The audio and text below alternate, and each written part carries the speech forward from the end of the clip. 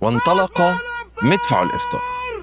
مدفع الإفطار عادة مرتبطين بيها من زمان جدا، لدرجة إنه مع تطور الإذاعة والتلفزيون مش قادرين نستغنى عنها لحد دلوقتي، لاعتبارها عادة مصرية قديمة. بس يا ترى إمتى أول مرة ضرب مدفع الإفطار في مصر؟ وهل كان الغرض منه إنه يفطر الناس ولا إيه كانت الحكاية؟ أنا إسلام خالد، وجاي النهاردة عشان أقول لك اللي جوه الحدوتة. حكايتنا النهاردة ليها 3 روايات. الرواية الأولى لما السلطان المملوكي خاشقدم كان جايب مدفع للتجارب العسكرية، وقرروا إن هم يجربوه، والصدفة إن ضرب المدفع كان قبل المغرب بشوية، فأهالي المحروسة افتكروا إن ده تنبيه من السلطان عشان يفطروا، ففرحوا جدا وراحوا لقصر السلطان هللوا وشكروه إنه جاب مدفع علشان يفطروا عليه ويسمعوا صوته من كل حتة.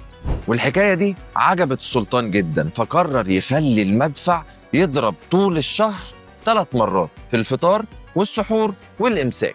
روايتنا التانية كانت في القرن ال19، وتحديدا في ولاية الخديوي إسماعيل، لما الجنود كانوا بينظفوا المدفع قبل الإفطار بحاجات بسيطة والمدفع ضرب.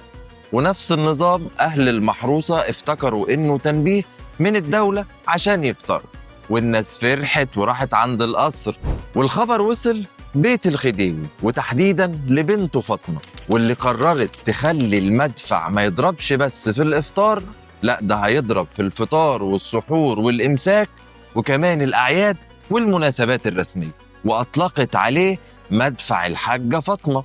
الرواية الثالثة بتقول إن القصة الحقيقية كانت في عهد محمد علي، لما كان جايب صفقة مدافع من ألمانيا وبيجربها برضو قبل الفطار، والناس ساعتها افتكرت إن ده تنبيه للفطار، وإلخ إلخ زي الحكايتين اللي فاتوا.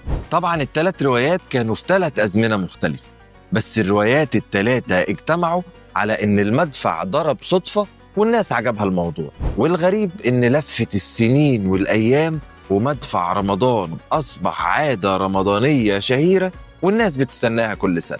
هل تقدر تتخيل رمضان من غير المدفع؟ شاركنا رأيك في الكومنتات، وكل سنة وانتم طيبين، والسلام عليكم.